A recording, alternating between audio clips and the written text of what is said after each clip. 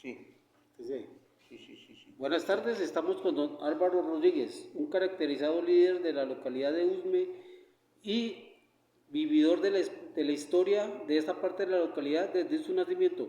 Don Álvaro, cuéntale a la audiencia de Usme Soberana cómo es la historia de la fiscala. Bueno, muy buenas tardes, don Arturo. Muy buenas tardes para los radioescuchas, radiovidentes y todo lo que se hace a través de esta transmisión. Bueno, mi nombre es Álvaro Rodríguez. Tengo 70 años, los cuales los he vivido acá en el barrio La Fiscala. Por lo tanto, tengo todo el criterio para contar parte de la historia. Algunas cosas se me escaparán, tal vez anteriores a mi edad, y algo otras también pues por motivo del tiempo que trata de borrársele a uno el recuerdo, pero vamos a informar pues todo lo más posible que podamos. Entonces, bueno, la historia del barrio La Fiscal es la siguiente. Creo que en los años 1948 o algo así, después del Bogotazo, eh, algunos trabajadores de la hacienda La Fiscala, que era propiedad de las señoritas Zapatas, eran cinco mujeres dueñas de todo este territorio, un territorio bastante extenso, ya que esto colindaba con el Cerro de Juan Rey, acá ahorita llamado Parque Entre Nubes, parte del Parque Entre Nubes, la Hacienda Santa Librada, la Hacienda Brazuelos, también el Relleno Doña Juana, el Mochuelo Alto, el Mochuelo Bajo, el Cerro de Doña Juana, toda la propiedad que es ahorita de la Fundación San Antonio, que ahorita están en estos momentos, he escuchado que está con el proyecto de la canalización y reforestación del río Tunjuelito, quien ha sido desviado su cauce muchas veces, de su cauce natural. También por esta parte colindaba con la Escuela de Artillería, la Penitenciaría Central de La Picota, subiendo por el barrio Palermo Sur, por un sitio llamado Serranía, colindando con el barrio Diana Turbay, la famosa finca de Don Cuco Morales en sus tiempos, antes de ser el barrio Diana Turbay. Bueno, este barrio o vereda se inició por iniciativa de las mismas dueñas, cuando quisieron como ya comenzar a deshacerse de sus terrenos. Ya la agricultura había cambiado, el método de agricultura, porque ellas eran agricultoras, sembraban, cosechaban trigo, cebada, arveja, cebolla, papa, bueno, todo lo que es hortaliza y ganadería, y ante todo tenían se me escapa el nombre en este momento, de ovejas. Eso era mucha la cantidad de animales que tenían estas señoras. Y bueno, esta hacienda era el sustento para mucha gente, muchos empleados que habían allá. Entre ellos estaban mis familiares, que eran mis abuelos, mis papás, mis tíos y algo otras familias. Cuando ellas decidieron ya comenzar a deshacerse de las tierras, vendieron a un parcelador. Este parcelador pues compró este sitio acá de lo que es el barrio La Fiscala, pero con la condición de que ellas le pidieron el favor de que la condición era para que ellas tuvieran prioridad por sus personas arrendatarios, sus empleados, los que tuvieran al alcance de poder hacerse a un terreno. Entre esos estaba mi familia, pero sin embargo ellos adquirieron sus terrenos y siguieron trabajando. Voy a nombrar algunas de las familias que recuerdo que fueron los colonizadores de esta vereda, hoy día barrio La Fiscala. Empezamos por mi familia, que fue la familia Olaya Rodríguez. está la familia Vázquez, dos familias, dos hermanos que tenían su familia. El uno se posicionó por el lado de la Escuela Alta, por el Fiscal Alta, que colinda con el Parque Tres Nubes, y el otro personaje pues, aquí por el lado de Quebrada Seca. Ahí ellos comenzaron pues sus labores en agricultura. También estaba la familia Ospina, que está más hacia arriba, estaba la familia Plazas, estaba la familia Pedreros y algo otros que se me escapan en este momento. Ya pues al comenzar esta parcelación ya comenzó a llegar pues gente del altiplano cundiboyacense, por motivos de que pues ya por la famoso Bogotazo, la violencia, entonces comenzaron a desplazarse. Y ya ellos venían con el conocimiento de la agricultura, pero también con el conocimiento del adobe, del chircal, de hacer los adobes en barro y cocerlos en hornos que funcionaban con carbón mineral. Entre esos el señor Rosendo Galindo, el señor Miguel Lara, el señor Rosendo Orozco, el señor Eusebio Marín, el señor Pedro Orjuela, el señor Víctor Catuayo y algo otras personas que se me escapa ahorita el nombre. Bueno, el señor Torres, don Enrique Torres, que son muy antiguos también acá, o sea, casi desde el empiezo que se inauguró, ellos llegaron enseguida, también la familia Cobos, un tal señor Alonso Rodríguez, que él más tarde explotó material para construcción. Acá se sacó mucho material para la avenida 68, cuando el famoso Congreso Eucarístico de 1968, con la visita del Papa Pablo VI, creo que fue. Bueno, yo estaba un poco joven ahí, recuerdo. Bueno, la familia Vázquez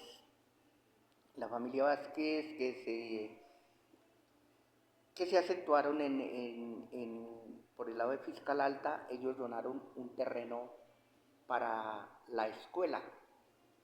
Allá se hizo la escuela, se llama Escuela Rural La Fiscala o Concentración La Fiscala.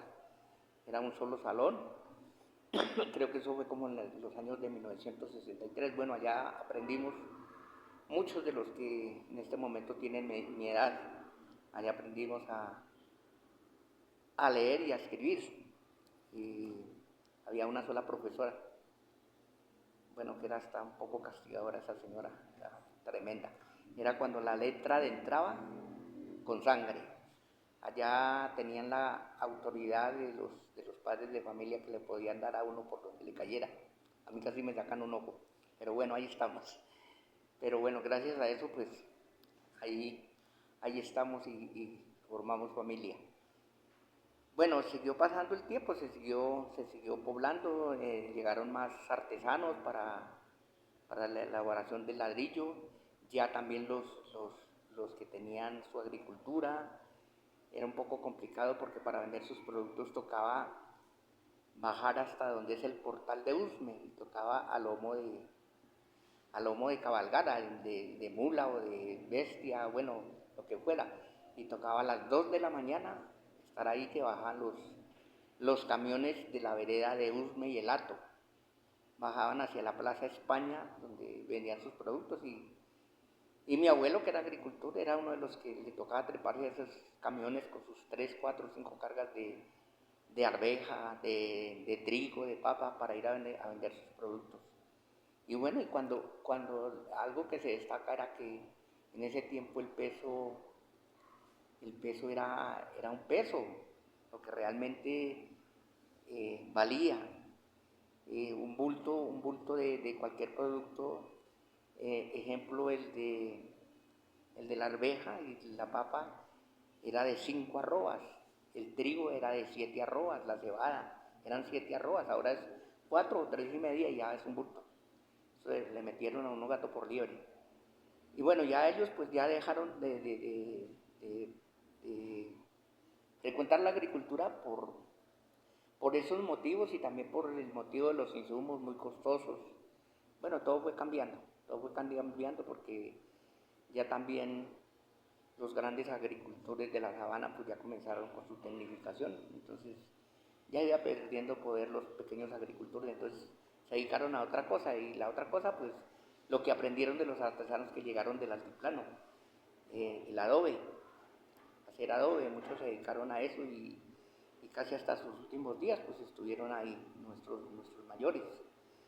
El primer presidente que hubo de la Junta de Acción Comunal fue como en el año de 1963-64 tal vez, no recuerdo. Yo estaba estudiando en la famosa escuela La Fiscala, estábamos allá estudiando toda la chinamenta de aquí, de este sitio, todos conocidos. El primer presidente se llamó Daniel Suárez, era un señor que frecuentaba la panadería, él tenía su panadería en el barrio San Carlos, y él tenía una finquita ahí cerquita a la escuela, entonces él venía todos los días en una bicicleta, esas que llaman panaderas, con una canasta de pan pero tremenda. Le boleaba pedal todo lo que era hasta ahí, hasta donde es el portal, y de ahí para arriba. Bueno, empuje esa bicicleta, porque cómo se iba a montar ese hombre entre ese cascajero y ese canasto pesado de pan. Entonces ya nosotros íbamos pues que a esperar la profesora y a ayudarle a don Daniel a empujar la cicla, y la profesora era una profesora muy bonita, y el viejito era como berriondo, entonces él por bolearle los perros se concentraba y tenga su manubrio, y nosotros empújele, y por debajo del, de la de un mantel que tapaba el pan, pues le íbamos sacando el pan y coma. Porque el refrigerio que nos daban a nosotros era papa salada y agua de panela, era lo habitual. Entonces un pan pues lo conocíamos por allá cada 8 días, pero con don Nathaniel pues bueno, ya casi todos los días rosconcito, panecito, mogollita, bueno, ahí le hacíamos el viaje, no la pilatona del muchacho, ¿no? Bueno, este señor logró traer el agua potable aquí al barrio. Él gestionó el acueducto, y con otras gentes, con los otros integrantes dignatarios de la Junta de Acción Comunal, que estaba don Rosendo Galindo, estaba don Miguel Lara, estaba mi abuelo Olaya, los señores Vázquez, bueno, todos estaban metidos en la rosca. Yo no me acuerdo qué puestos ocupaban, pero recuerdo muy bien que don Daniel Suárez era el presidente. El señor Rosendo Galindo. El señor Rosendo Galindo era el dueño de acá, este sitio donde estamos haciendo este resumen. Él tenía aquí una ladrillera. Él trabajaba con sus hijos, y además él era conductor. Y tenía un camión Federal modelo 50, creo que todavía existe ese carro por ahí. Y lo logró afiliar a la ladrillera Santa Fe. Y bueno, estando trabajando allá en la ladrillera Santa Fe, pues hizo sus comentarios, y era una persona pues también muy echada para adelante, y quería sacar adelante pues el barrio, que esto se formara un barrio, que esto tuviera un progreso. Pues en ese tiempo se bregaba mucho pues más que todo por la vía, que era intransitable, todo tocaba a puro burro o yegua, y bueno, los carros muy pocos. Bueno, el de don Rosendo Galindo, que era el que pasaba por ahí, él necesitaba pues mejorar, y bueno, también le trajo mejoría a todo, pero siempre era destapado, y pues no había maquinaria de la alcaldía, porque en ese tiempo no era ni la localidad, era el municipio de Usme, y ellos no tenían maquinaria, entonces los gestionaban y llegaba directamente del distrito. Me acuerdo que decían que el distrito, me imagino que era la alcaldía mayor.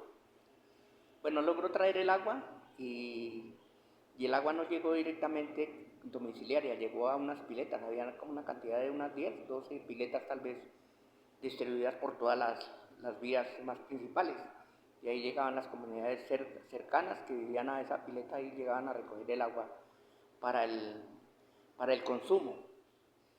Ya para otras cosas, para lavar la ropa y todo, ya era en la quebrada La Olla del Ramo, aunque antes pues se consumía agua de la quebrada de La Olla del Ramo, pero pues bueno, se logró gestionar esto desde el agua potable, que venía directamente de la represa de La Regadera.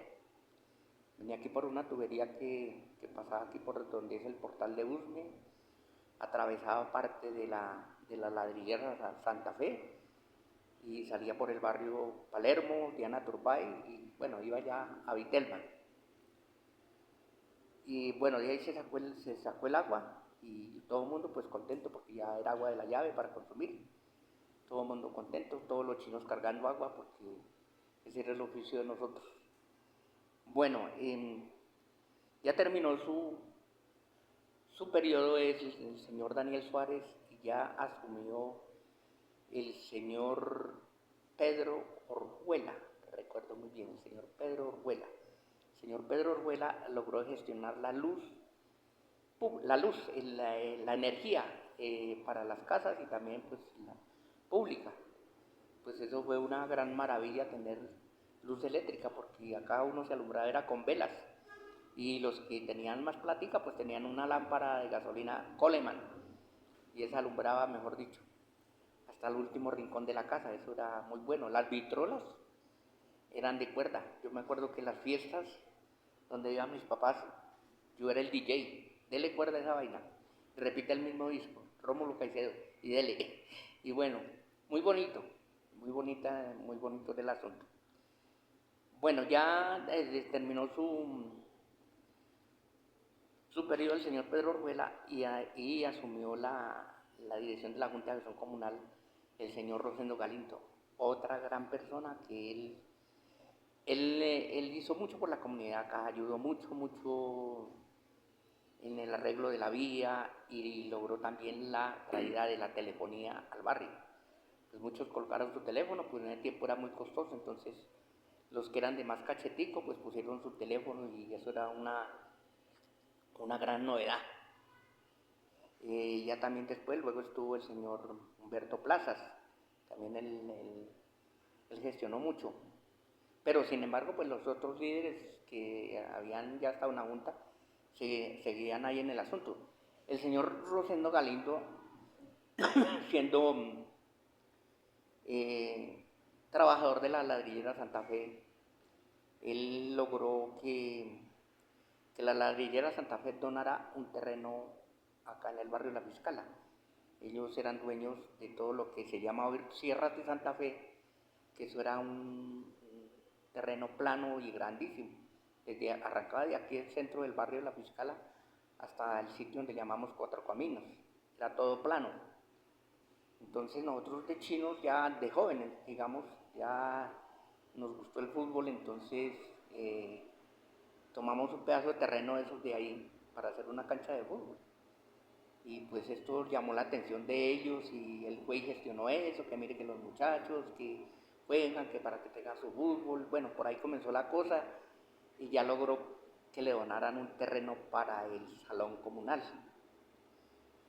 Y bueno, eso ya fue un gran avance. Ya después entró el señor Humberto Plazas, un señor que era dueño de una funeraria en el barrio Santa Lucía. Y él vino a vivir acá y también pues una persona, un gestor importante. Él logró conseguir ladrillo y todo, donaciones de todos los chicales. Creo que la Santa Fe también les dio ladrillo. Y la ladrillera alemana, que era de un señor Juan Barcha, se llama, un señor altísimo, grande, un buen hombre, tenía buenos empleados, los trataba bien. La famosa fábrica alemana, que está al lado del barrio Santa Marta. También estaba la ladrillera Alaska, ahora que recuerdo, donde es el colegio Juan Luis Londoño. Eso, la ladrillera Alaska era propiedad del señor Eliodoro Carrillo, papá de los dueños de la fábrica de bloque Helios, ahorita al lado de Santa Liberada. Él tenía esa fábrica ahí, también tenía sus empleados, y bueno, ahí trabajaba buena parte de los habitantes de acá. Bueno, así comenzó a surgir el progreso. Recuerdo que no sé si fue el 64 o 65 tal vez, conocimos al alcalde mayor de Bogotá de ese entonces, el doctor Jorge Cortés, Jorge Gaitán Cortés, algo así. Bueno, yo recuerdo que era un señor alto, delgadito, usaba una gabardina, él lo trajeron aquí al barrio de La Fiscala para que lo conociera, la vereda, porque aún no era barrio. Y lo recuerdo tanto porque él en su discurso, en todo lo que dijo, recuerdo que él dijo que Bogotá necesitaba un tren de cercanías que fuera de aquí de Usme a Sopó, Caro, algo así, o sea, atravesar la ciudad. O sea que estamos hablando de cuántos años hace que estaba la propuesta de hacer el metro, por así decirlo. Hasta ahora, los inicios con eso que hizo el señor alcalde hace algunos meses, cuando importaron los vagones de por allá. Cuando yo vi eso dije, estos están ensillando el burro sin comprarlo, porque bombos y platillos y todavía no han colocado ni un riel. Bueno, y las señoritas Zapatas pues siguieron ahí con su hacienda. De todas maneras los empleados creo que volvían allá a trabajar por temporadas en contraprestación del favor o por pagar el dinero que han quedado debiendo de la tierra, pero ese dinero iba para el parcelador. Bueno, hasta que por fin quedó todo saneado y ya pues comenzó a desaparecer la hacienda La Fiscala. Ya compraron los grandes explotadores de minerales y comenzaron a explotar todo lo que es arena lavada, gravilla del río y no se conformaron únicamente con correr el río, sino desbaratarlo y bueno, en fin, ahí vemos unos huecos ni los berracos que están ahí de la Caracas para allá, que hay un proyecto de construcción ahí que se llama Pozos de Tumbuelo, que, Dios mío, eso a futuro no va a traer nada bueno, pobrecitos los que vayan a vivir en ese tiempo. Bueno, conocí también parte de lo que es el barrio Santa Librada, parte de lo que es el barrio La Marichuela, parte de lo que es el barrio La Aurora, Santa Marta, el barrio El Nevado, porque pues eso eran sitios de explotación. El barrio La Aurora tenía un sitio que se llamaba La Perdigona, ahí explotaban material para construcción, el famoso balastro que le echan a las calles, a los rieles, bueno, todo eso. Más arriba de Yumasa, no, sí, Yumasa, Marichuela, del barrio Marichuela, ese sitio, ahí se llamaba la hacienda Canta la Rana, no es Cantarrana, sino Canta la Rana, que desafortunadamente fueron y pusieron el nombre al tambre ese que hicieron allá, porque presienten que a futuro eso se va a volver un zaperoco. La naturaleza cobra su vía. Y le pusieron allá, dice que Canta la Rana, allá se llama Santa Elena. Bueno, asuntos allá de los que mandan, de los que quieren saber más que los que realmente conocemos la historia. Bueno, y así siguió progresando aquí el barrio de La Fiscala. Después estuvo el señor Braulio Acevedo también como presidente. Bueno, ahí también ellos gestionaron algo para el salón comunal. Estuvo don Marcelino Alonso. Él duró como dos o tres periodos porque fue reelegido, porque pues hizo una buena gestión y luego se logró el transporte, se logró la ampliación de la vía, algunas construcciones, también se logró la construcción de la iglesia que ahorita se llama San Valentín de Berriochoa. Ella comenzó como Santa María Madre de Jesús, la parroquia. Recuerdo que el primer párroco que estuvo ahí fue bueno, que yo recuerde un español que se llamaba el padre Lucinio. Él comenzó la construcción, ya él Él comenzó la construcción y bueno, y también el avance del barrio Danubio y La Paz, porque ellos gestionaron mucho. Ya luego llegó el famosísimo y queridísimo, que lo apreciamos con el alma, el padre Manolo Martínez, un hombre carismático, no perfecto, porque perfecto no hay sino uno solo, ¿no? Pero un hombre muy carismático y muy trabajador. Él comenzó a trabajar mucho por la comunidad del barrio La Fiscala, del barrio Danubio Azul, del barrio La Paz, del barrio El Portal, del barrio El Cebadal, del barrio Palermo, a construir colegios y todo después de... Inclusive él logró gestionar también para ayudar a construir el colegio Fabio Lozano Simonelli, que está ahí, ahí sobre el centro del barrio, en la plazoleta. Construyó el centro médico San Camilo, que lamentablemente hoy en día, pues, bueno, está prestando un buen servicio porque está prestando un servicio para la infancia. Es un jardín infantil lo que se maneja ahí, pero su esencia se perdió porque era un centro médico bien dotado para tener 3, 4 médicos, su enfermería, también pues había la posibilidad de hospitalización, bueno, algo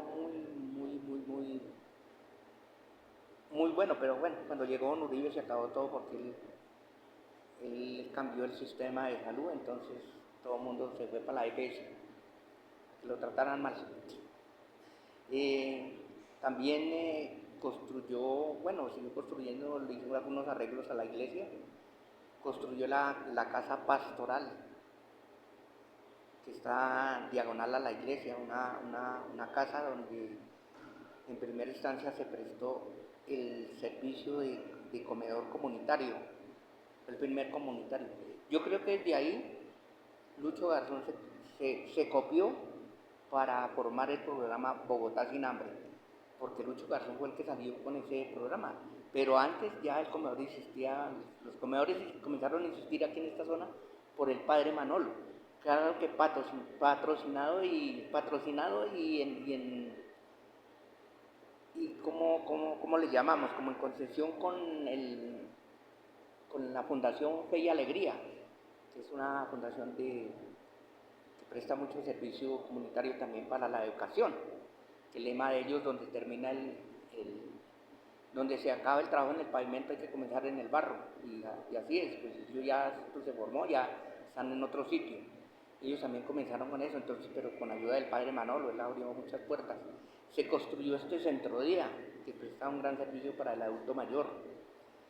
Se construyó la iglesia del barrio Danubio Azul, se construyó la iglesia del barrio La Paz Naranjos, se construyó la capilla del barrio El Portal, que queda detrás de la Picota, se construyó la iglesia del barrio Palermo Sur, trabajó harto este hombre. También allí por el lado del Porvenir también construyó una capilla, que hoy en día pues creo que la tiene una comunidad de monjas que se llaman las, las monjas de la misericordia. Son, son unas personas que trabajan mucho porque ellas trabajan mucho por el habitante de la calle los acogen, bueno, gracias a Dios han logrado rehabilitar algunos, eso es un gran avance, también por la niñez, bueno, muchas cosas. Me he concentrado en el padre Manolo porque pues de verdad es una de las personas que dejó mucha huella. Ya lamentablemente él está retirado, ya por sistemas de salud, por complicaciones de salud, ya no ejerce él, ya ejercen otras personas, pero el legado que dejó es muy importante. Y el legado que dejaron esos presidentes, esas personas que como se dice, la metieron toda y que nos animaron también a meterla a nosotros. Yo también estuve en la Junta de Acción Comunal, lamentablemente me tocó la pandemia y fue un caos porque, pues, hombre, tocó pagar un dinero que no lo había y que abusaron de nosotros, los servicios públicos.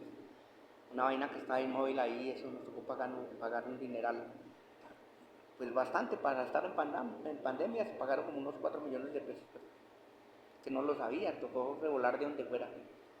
Lamentablemente eso sucedió. Y bueno, y algo que a mí me inquieta es el puente de Cuatro Caminos. Estamos en una polémica, bueno, yo ya no estoy metido en eso, ¿no? Pero la polémica es que ese puente no se ha podido construir, que el interventor, que el IRU, que por aquí, que por allá. Pero mi pregunta es que si ya las personas que están liderando esto ya fueron a Ferrocarriles Nacionales a averiguar cuál es el estado de esa vía, porque es que esa vía le pertenece a Ferrocarriles Nacionales. Esa vía no es digamos, que es del distrito, ni mucho menos. El distrito, pues, o distrito, las comunidades se apropiaron de esa vía cuando construyeron el barrio Danubio y lo volvieron vehicular, porque ahí era una carrilera, era la línea del tren que funcionó. Yo no lo conocí. Hablo por lo que me contaron las personas que lo conocieron. Pues en este caso mi familia mayor. Funcionó desde el año de 1914 hasta el año 1928. Esto fue promovido por la familia Olarte, que eran propietarios de mucha extensión de tierra arriba al lado del páramo, al lado de las lagunas. Entonces ellos, para sacar sus productos, bueno, gestionemos y que nos manden el ferrocarril para acá. Entonces allá iba el tren, no sé por qué dejaría de funcionar después, no sé qué pasaría, realmente no conocí, y ahí quedó esa vía. Conocí los rieles, esos sí los conocí, los rieles sí estaban ahí, y ya pues por abajo estaba la ladrillera Santa Fe, y por este costado pues el barrio La Fiscala, y, y las cabolineras de Azulejos Corona, que hoy en día es el barrio de Danubio Sur. Y mi inquietud es que cuando esto se declaró que en Avenida Torrencial, que la quebrada se había traído, mejor dicho, palos y pedazos de no sé qué desde donde inicia su cauce, y que eso era lo que había perjudicado, que había tumbado el puente, pues claro que se iba a caer el puente en algún momento, porque era un puente artesanal únicamente, eso era una tierra pisada únicamente, ahí no tenía ningún muro en concreto, no había nada, lo habían hecho así, y únicamente tenía un tubo de gran dimensión. Y yo desde que me conozco ha llovido, y ha caído agua venteada y aguaceros fuertes, fuertes, fuertes. Y ahí pasaba el agua bien, con aguaceros que duraban 2, 3 días lloviendo fuerte, y ahí pasaba el agua, ninguna novedad, nada, nada, nada pasaba. Pues la novedad fue cuando en el 2010, 2011, que hubo esa inviernada, se fue el puente. Pero entonces, ahí la pregunta, ¿por qué? Lo que pasa es que cuando hicieron el barrio de Danubio Sur, pues les permitieron construir para el lado de la quebrada, y comenzaron a rellenar con escombros. Y al rellenar eso con escombros le cerraron el cauce a la quebrada, porque ahí le botaban de todo, palos, bueno, en fin, todo, todo, todo, todo. No seleccionaban el escombro siquiera para rellenar esa parte, porque esa era una playa ancha. Y además, pues sí, agua de la que bajó harto de arriba, desde la cordillera. Y además la agua que se sumó, las aguas lluvias que se sumaron ahí de los conjuntos de Sierra Santa Fe y Portal 1 y 2, que ya estaban. Entonces toda esa agua la mandaron a la quebrada, pues claro, era cantidad de agua, y con esos copros, eso fue lo que se atravesó.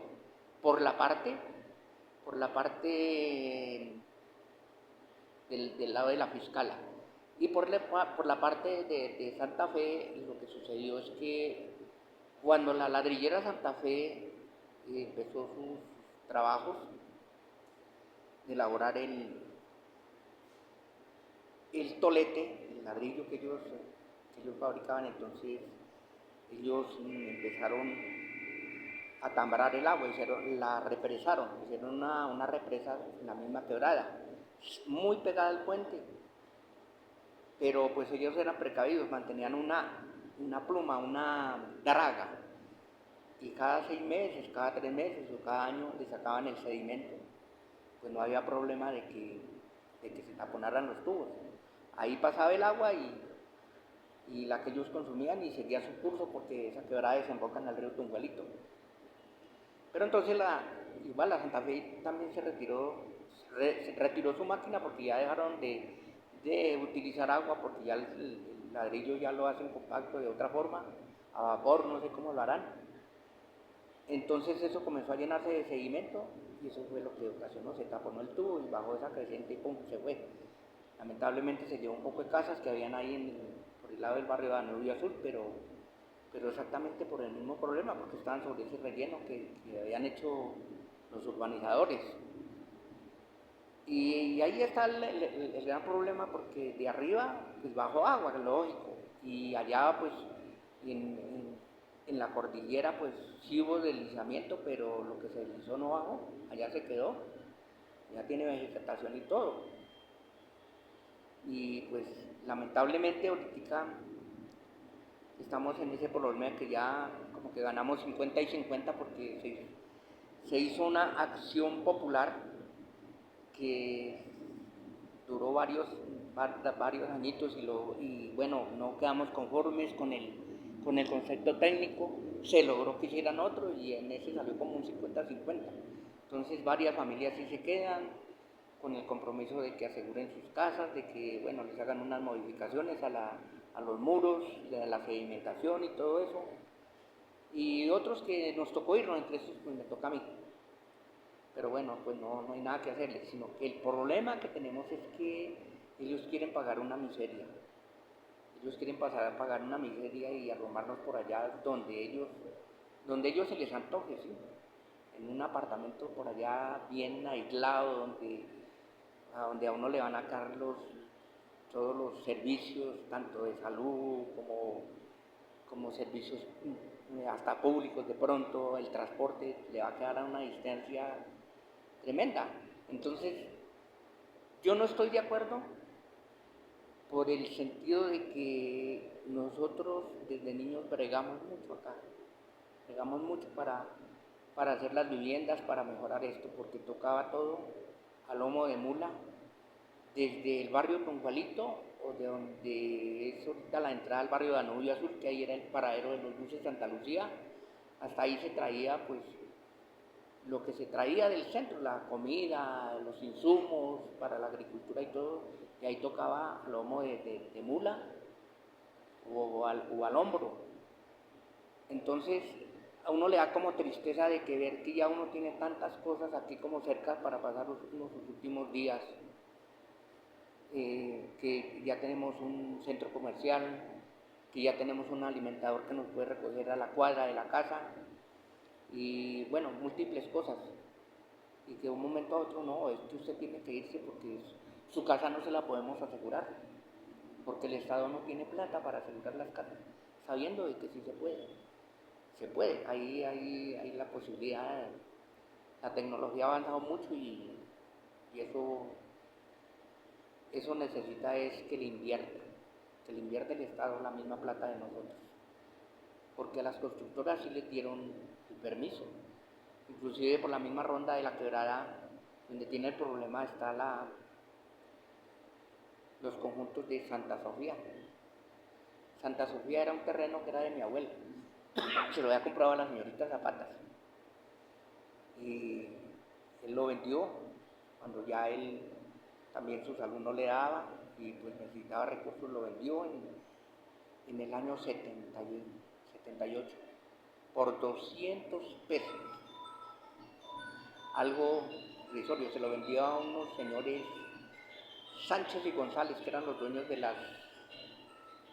las gravilleras aquí de frente a la ladrillera Santa Fe. Bueno, hoy cuánto no vale ese terreno, pero ellos sí no fueron declarados en zona de alto riesgo, y son tan descarados de decirnos, que ellos tienen el pulso financiero para hacer esas obras de mitigación. Pues nosotros no tenemos los recursos, pero está en el bolsillo del Estado. Lo que nosotros hemos trabajado está en el bolsillo del Estado. ¿Por qué no aseguran las viviendas y nos dejan tranquilos?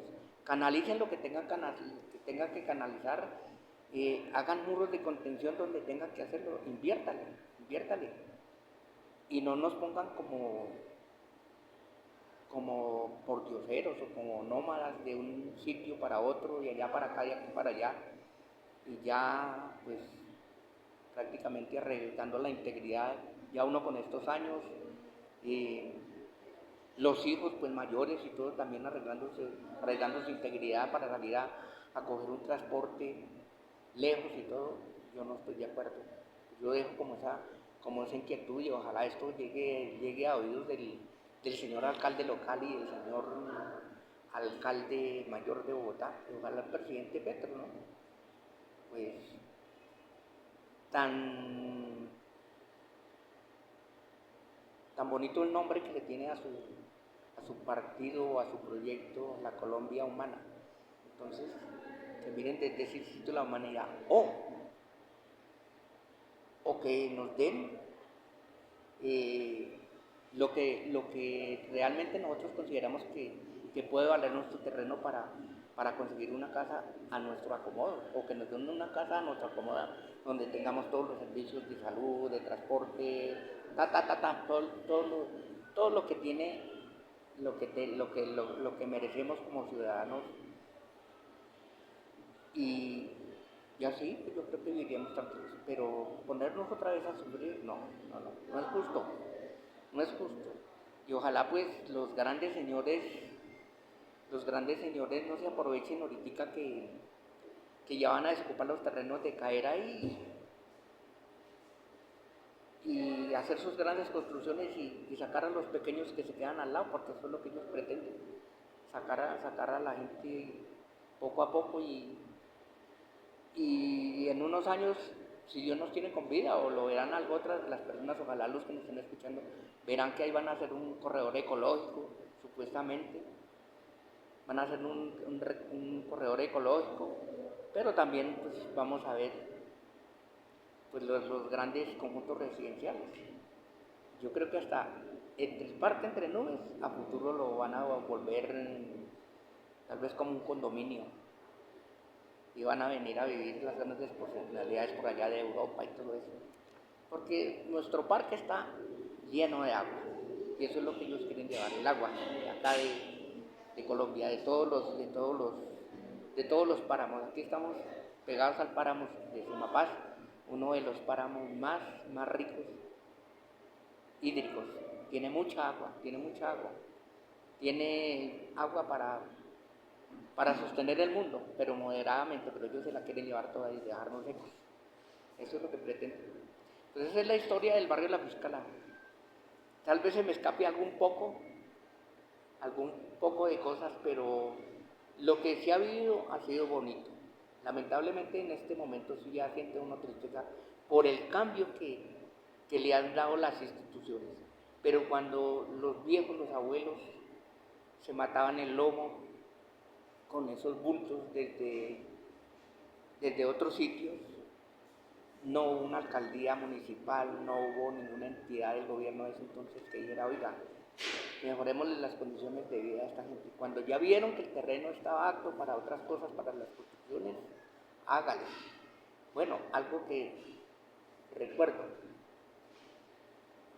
hace poco cuando la ampliación de la avenida Caracas, hicieron un encuentro arqueológico.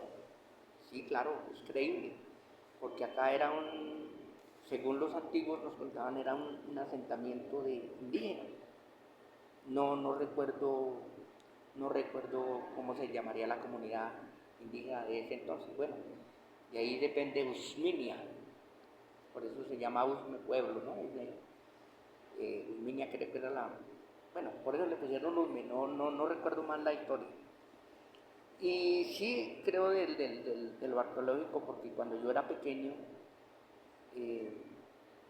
nos tocaba ir hasta Tunjalito y todo era pie, y salíamos ahí por lo que es era la propiedad de la Liguera Santa Fe, por la famosa carrilera del tren que ya en ese entonces, imagínense, yo soy del 54, pues ya en ese entonces ya no estaba, pero estaba el camino, y por ahí era el camino real que se llamaba. Entonces uno veía ahí que ellos tenían tenían un bulldozer y tenían una volqueta que le habían adoptado una cuchara, esa misma cargaba el material y llevaba ya para comenzar a hacer el ladrillo en una plantica pequeña, comenzó la ladrillera Santa Fe. Pero yo me da cuenta que cuando ese bulldozer se ponía a excavar, salían unas mucras grandísimas, y eso apenas daban botes, la sacaban la empujaba con la cuchilla, con la pala esa, se empujaba y eso, desenterraron mucha riqueza ahí. Y vean la ladrillera Santa Fe, cómo se creció, de un momento a otro eso fue, claro, tenían la riqueza ellos mismos ahí, la desenterraron y eso no hubo nadie quien se apersonara a eso como para decir, esto es un patrimonio nacional, tenemos que dejarlo quieto, no hubo nadie, ellos se enriquecieron, explotaron eso y bueno, vea, ahorita lo vendieron y volvieron a apartamentos y todo eso, pero yo digo que eso es un saqueo a las comunidades, lo que hicieron, eso fue un saqueo, y bueno, como en otras partes ha sucedido, ¿no? Y bueno, esa es la poca historia de lo que yo puedo contar, porque quisiera contar más, pero sería en otra oportunidad que se me refresque más la memoria, porque hay mucha tela para cortar todavía. Muchas gracias. Don Álvaro Rodríguez, dirigente y conocedor de la historia local de Usme. Hoy estuvo en Usme Soberana y lo escuchamos con mucho cariño, mucha atención y esperamos que a las comunidades les sirva la historia que él nos ha narrado. Don Álvaro, muy amable, muchas gracias por su tiempo y habernos permitido escucharlo. Con mucho gusto, don Arturo. Ahí estaremos para otra ocasión.